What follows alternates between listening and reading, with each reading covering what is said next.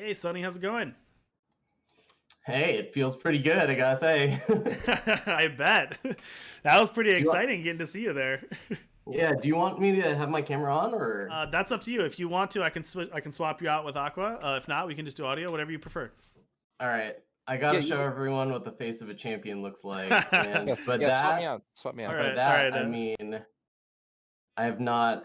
I crawled out of bed and just started playing Eternal, and that's what I've been doing all day. So, all right. Give me 1 second. Let me get your face on there.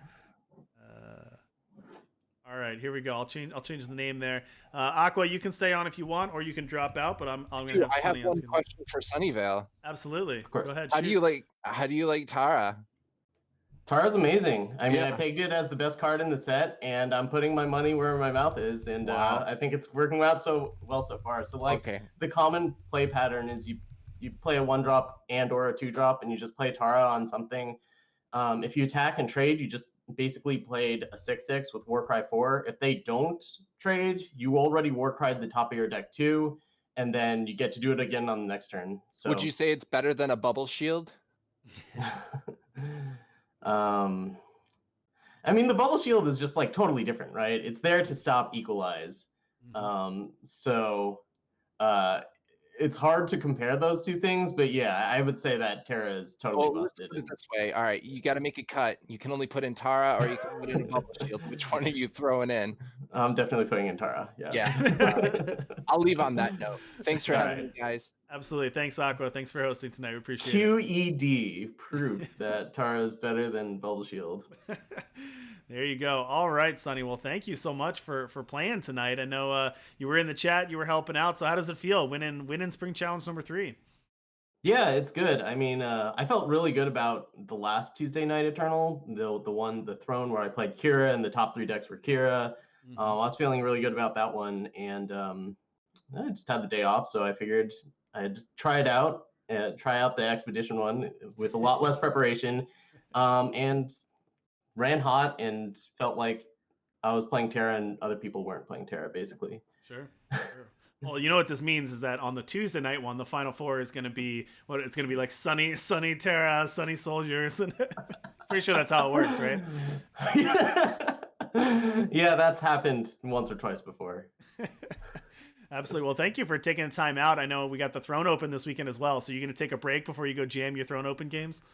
Yeah, my girlfriend's been waiting for me so that we can go hiking today. So I'm going to do that, and I'm going to play the games either tonight or tomorrow. Bring Kira, basically the same thing. One card changed from, last Tuesday. Looking forward to it because, man, if I like getting to play Kira, it just feels great. I mean, but this is not about Kira. This is about another Hero deck that also plays really cheap cards and Bubble Shield.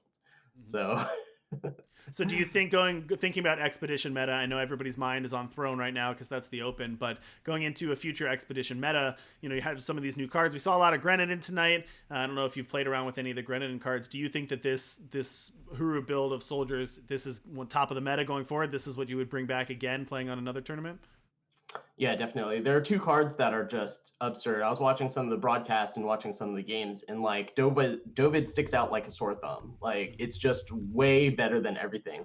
I'm playing it in Throne where it almost never draws a card. In this deck, it draws a card all the time, and there's no defile to deal with it.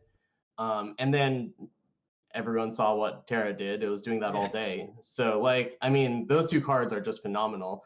The other cards that people like Grenahen and the Occultist, Crafty Occultist, those are good cards, but I just don't think it does anything nearly as broken as what Dovid and Terra do. So I just built my deck around those 2 cards.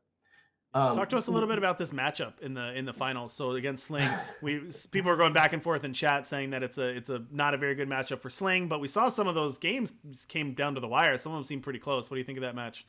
I think it's really good. Your bubble shields are amazing. They're reckless. Like the siege trains, you just let them hit you several times and you don't care because you can gain life with Argo's technique or it just gives you an opening to attack. So did you see the game where I was against the control player and they had the 2/2/1s and one of them just kept on attacking me, and it was great because it was also protection against equalize. Yeah, So that's true. I remember seeing that equalize, and you had that protection there for sure. In that last match, we had a question in chat. People were going back and forth. I think it was game 2. You had a one play where you double Argos technique attacked. What was it, a 6-5 into a 7-7? We didn't know if that was just a mistake or if we were missing something there. But what was that play? no, I just added up 2 and 2 and 2 and All got right. 7. All right. I'm a That's what I math teacher, thought. like, or at least math teaching is part of my job. So that's really embarrassing. I hope nobody that I work for saw that. That's all right. I always give you the benefit of the doubt, and I'm like, he saw something I didn't see. I'm sure there was a reason for that. So. Sometimes I'm just really bad. No worries. All right. Any thoughts on Expedition going forward? Yeah, just one thing. Like, I know a lot of people like the 3-faction soldiers decks, and they're fine. But I tried one out, and I just kept on playing stuff off curve, and like Hepos was just not great. Mm-hmm. Basically, there wasn't a really strong reason to branch into that third faction. So I think the 2-faction version is quite a bit better because you get to play something on turn 1, then you get to play something on turn 2, and if you play Darli, you get to attack for 5. Yeah. So yeah, I mean, I have not played a lot of Expedition, but I wouldn't be surprised if, especially with this result, we saw a lot more Huru soldiers and a lot less 3-faction soldiers. Yeah, I think that makes sense. We did see a bunch of your games where you had Darli on turn 1, and just like the amount of times you were able to just start attacking in for 5 from the beginning of the game was amazing.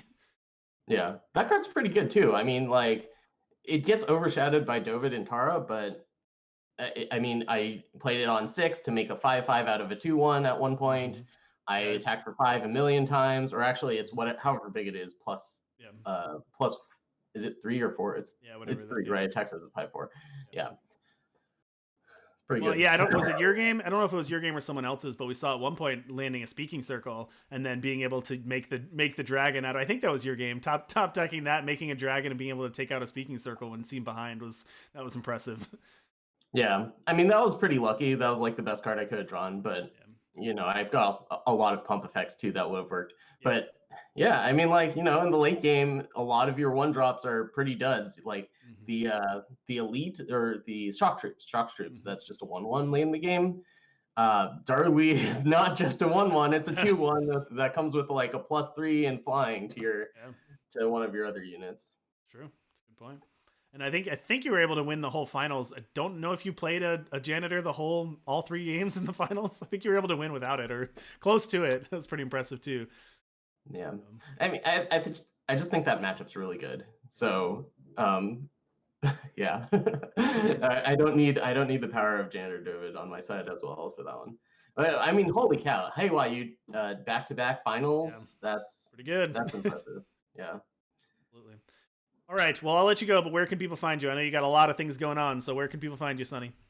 Check out FEcast with me and Stormblessed about once a week. The TO SRFS works on it. It's the best tournament prep you can get, I think. I mean, obviously I'm biased because I'm on there, but both Stormblessed and I are vets of the competitive scene, and we're both worlds competitors. I used to stream a lot, but not very often anymore. Twitch.tv/Sunnyvale, and check out the Friends of Eternal Discord because there's a lot of good players that hang out there. Yeah, absolutely. Well, thank you so much for joining us today and taking some time out of the Throne Open, and go get your hike in, and thanks for doing the winners interview with us as well. Thanks for holding these events. I'll see you next time.